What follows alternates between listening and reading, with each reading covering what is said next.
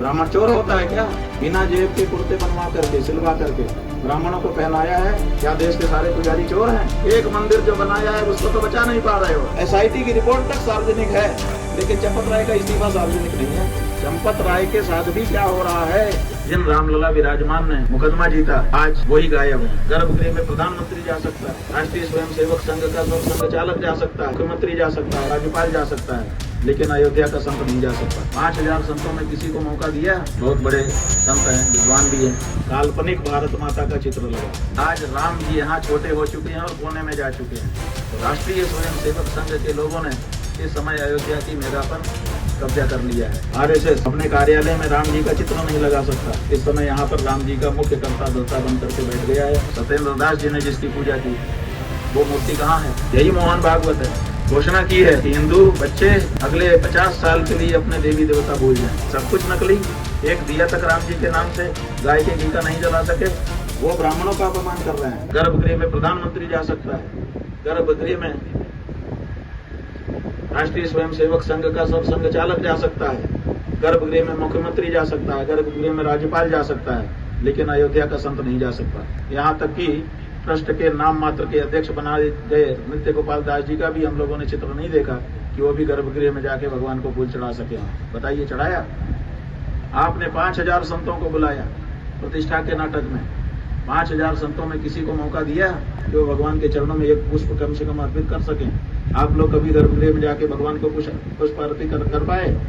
बताइए, आखिर ये क्या मामला है? ये सब सनातन धर्म के विपरीत कार्य हो रहा है और इसीलिए अब चोरी तो आप लोगों के सामने प्रकट ही है। चोरी एक चीज है, लेकिन उसके अलावा भी बहुत सारी ऐसी चीजें हैं जिनको सनातन धर्म की दृष्टि से देखा जाए तो ये मर्यादाओं का हनन करने वाली हैं। इसलिए जो लोग श्री राम जी को भगवान मानते ही नहीं हैं, उनको यहाँ क्या प्रबंधन देना हिंदुओं की, सनातन धर्मियों की, अयोध्या के साधु संतों की सबसे बड़ी कमी है। बड़ी विनम्रता के साथ हम ये कह रहे हैं, हम किसी साधु संत का दोष नहीं बता रहे हैं, लेकिन हम ये कहना जरूर चाहते हैं कि सनातन धर्म के लोगों को इतना भी किसी से दब करके नहीं रहना चाहिए कि हमारे सनातन धर्म की मर्यादा ही कोई समाप्त करता रहे। हम यहाँ आए तो यहाँ के एक इस समय के बहुत बड़े संत हैं, विद्वान भी हैं, उनके वाणी से लगता है कि विद्वत्ता है, अध्ययन अच्छा है। उनका हमने फोटो देखा बैठक का, कल ही रात को हमको किसी ने दिखाया। तो जहां वो उनकी बैठक है उसके पीछे दीवार है, उस दीवार में हमने देखा कि बहुत बड़ा एक काल्पनिक भारत माता का चित्र लगा और राम जी का कोने में छोटा सा चित्र लगा।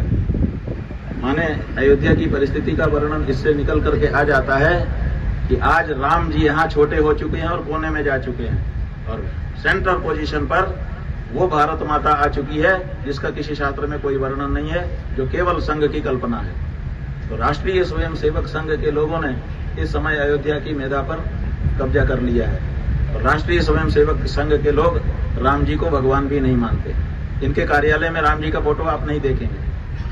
हम बता ही रहे हैं कि एक विद्वान महात्मा के यहाँ की स्थिति यह है कि राम जी का फोटो तो कोने में लगा है और मुख्य बीच में बहुत बड़ा भारत माता का तिरंगा लेकर के चित्र लगा है। भारत माता नाम की न तो हमारे शास्त्र में कोई देवी है, न कोई देवता है और न इस तरह का कोई उनका स्वरूप वर्णन किया गया है। और तिरंगा तो 47 में आप लोगों ने स्वीकार किया, आज से 78 साल पहले। उसके पहले तो तिरंगा नाम का कोई हमारा झंडा ही नहीं था।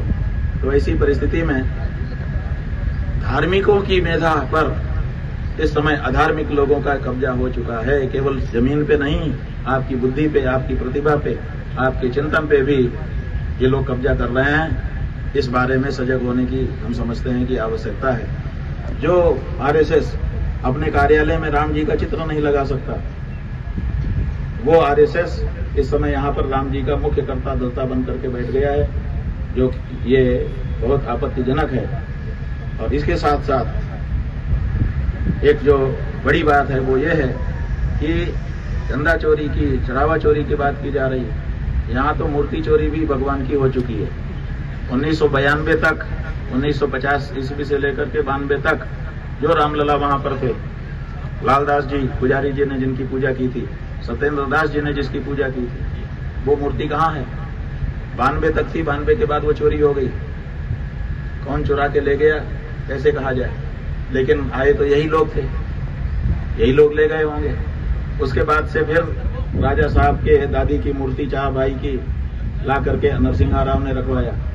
वो मूर्ति फिर रामलला के रूप में पूजित होने लगी और मुकदमा रामलला विराजमान लड़ रहे थे। और जो उनकी जगह पे दूसरे रामलला चार भाई के रूप में आके बैठे, वो टेंट में बैठे रहे, वहीं पर धूप ताप बरसात झेलते रहे, बौछार झेलते रहे बरसात में। और जब मंदिर बनने का समय आया तो फिर एक दूसरी मूर्ति लाके इन्होंने खड़ी कर दी, जो रामलला विराजमान जिन्होंने मुकदमा लड़ा। रामलला ने मुकदमा नहीं लड़ा है, जान लीजिए, रामलला विराजमान ने लड़ा है। रामलला और रामलला विराजमान में अंतर है। रामलला तो जहां भी हम बना लेंगे वो रामलला हो जाएंगे, लेकिन रामलला विराजमान बदल नहीं सकते। रामलला विराजमान तो वही है। तो जिन रामलला विराजमान ने मुकदमा जीता, आज वही गायब है और मुख्य मंदिर के गुंबज के नीचे जाने कौन सी मूर्ति आकर के रामलला बन करके बैठ गई है। आपकी आस्था भक्ति को हम प्रणाम करते हैं, लेकिन मूर्ति में अगर आप भगवान को मानते हैं कि इस मूर्ति में भगवान है और उनको भूख लगती है, हम भोग लगाते हैं, उनको स्नान की जरूरत पड़ती है, उनको श्रृंगार की जरूरत पड़ती है, उनको सोने की जरूरत पड़ती है, आप ये सब अगर मानते हो तो उसी मूर्ति ने बौछार सही थी, उसी मूर्ति को ये प्रतिष्ठा प्राप्त होनी चाहिए थी। लेकिन आप लोग इस बारे में भी, अयोध्या के संत महंत कुछ नहीं बोल रहे हैं। उस मूर्ति को मालखाने में ले जा करके रख दिया गया। हमने पत्र लिखा कि खबरदार ये न करना, ये रामलला का विराजमान का अपमान है। लेकिन सुनने वाला कौन है? यहाँ पर रामलला के लिए हम लोगों ने कहा, पहले तो ऐसे ही हटा रहे थे, फिर हम लोगों ने कहा भाई बाल मंदिर बनाया जाना चाहिए। हमने बाल मंदिर बनवाया, 21 लाख रुपए का भव्य बनवाया, चंदन की लकड़ी का मंदिर बनवाया। और हम उसको यहाँ वेट करने वाले थे तो जर्मन हैंगर का आकर के इन्होंने बना दिया और उसमें भगवान को मंदिर बनने तक बैठाए रहे और बाद में उसको लेकर के गए। अब वो जो जर्मन हैंगर का था मंदिर, जिसको अस्थायी रूप से भगवान की पूजा के लिए रखा गया था, अब वहां पे इन्होंने एक ज्योति प्रकट की है। वो ज्योति नहीं है, ज्योति स्वरूप है। बताइए ज्योति स्वरूप आपके किस शास्त्र में है कि ज्योति का एक मॉडल बना करके रख दिया जाए और उसके ऊपर दूर से लाइट डाली जाए? अरे ज्योति तो स्वयं प्रकाश रूप होती है। ज्योति जो है वही उसकी विशेषता है कि वो बाकियों को भी दिखाती है और खुद भी दिखती है। उसको दिखने के लिए किसी दूसरे प्रकाश की आवश्यकता नहीं पड़ती है। तो अब इन्होंने ज्योति स्वरूप बना करके नकली मोमेंटो रख दिया है, प्लास्टिक का होगा या किसी और धातु का होगा। अब उसके ऊपर फोकस मार करके उसको बताए, माने सब कुछ नकली। एक दिया तक राम जी के नाम से गाय के घी का नहीं जला सके, वो भी नकली ला करके रख दिया और बिजली के फोकस से उसमें लोगों को बता रहे हैं कि हमने दिया है, यहाँ स्थापित कर दिया है। बताइए किस शास्त्र में इस तरह का विधान है कि एक नकली ज्योति बना करके रख दी जाए और उसको दिया मान लिया जाए? है कहीं किसी शास्त्र में है? कहीं प्रैक्टिस में है? कहीं गुरुओं के दरबार में देखा है? माने सब चीजें दिखावटी नकली इनके द्वारा की जा रही है। ये देखिए, ये है उसका फोटो, ये ज्योति है। ये बताइए किस मंदिर में ये नियम है कि भोग भगवान के पास तक नहीं पहुंचेगा, आप केवल बाहर ही उसको लखवा लेंगे? आपके प्रधानमंत्री राष्ट्रपति के यहाँ बाहर चीजें रखवा ली जाती होंगी, हमारे भगवान के यहाँ तो भक्त जो कुछ भी ले आता है भगवान उसको माथे रख करके अंगीकार करते हैं जी, भक्त की भावना का ख्याल रखते हैं। इसलिए ये तरीका यहाँ पर बना दिया गया, ये कहाँ तक उचित है? ये बिल्कुल अनुचित है, इसको भी अस्वीकार किया जाना चाहिए।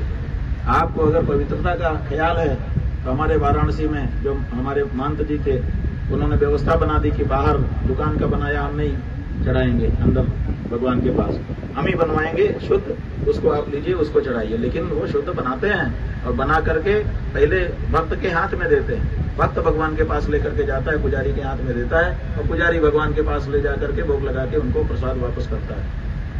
ये कौन सा तरीका है कि भगवान के पास कोई चीज जाएगी ही नहीं? ये केवल यहाँ पर जो घटना घट गई है उससे ध्यान भटकाने का प्रयास है, इससे ज्यादा कुछ नहीं। इस समय उनको कार सेवा की याद आ रही है, अभी तक नहीं आई थी।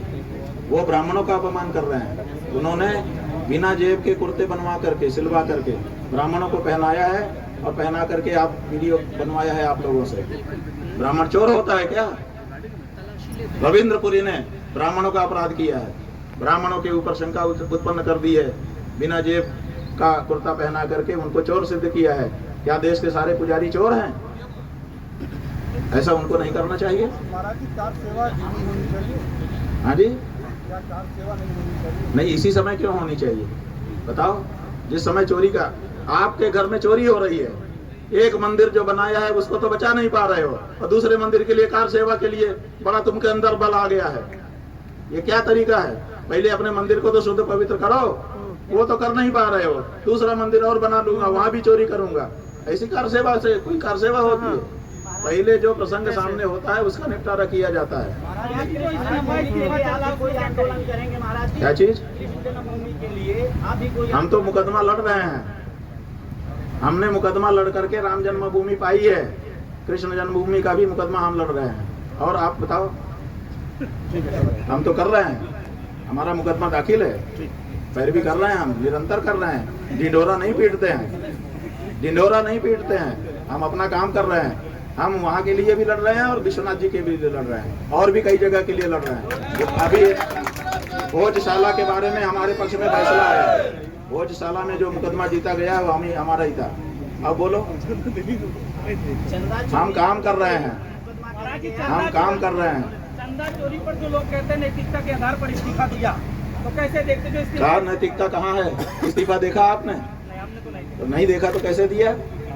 वो लोग कुछ प्रमाण नहीं देंगे फिर भी आप मान लेंगे। यही इनका रोग है कि उन्होंने कहा कि इस्तीफा हुआ। इस्तीफा आज तक देखा नहीं किसी पत्रकार ने। इस्तीफा दिया कैसे दिया जब दिखा ही नहीं। एसआईटी की रिपोर्ट तक सार्वजनिक है, लेकिन चंपत राय का इस्तीफा सार्वजनिक नहीं है। आखिर ऐसा क्या गोपनीय है उसमें? केवल कथन किया जा रहा है। चंपत राय ने इस्तीफा दिया ही नहीं।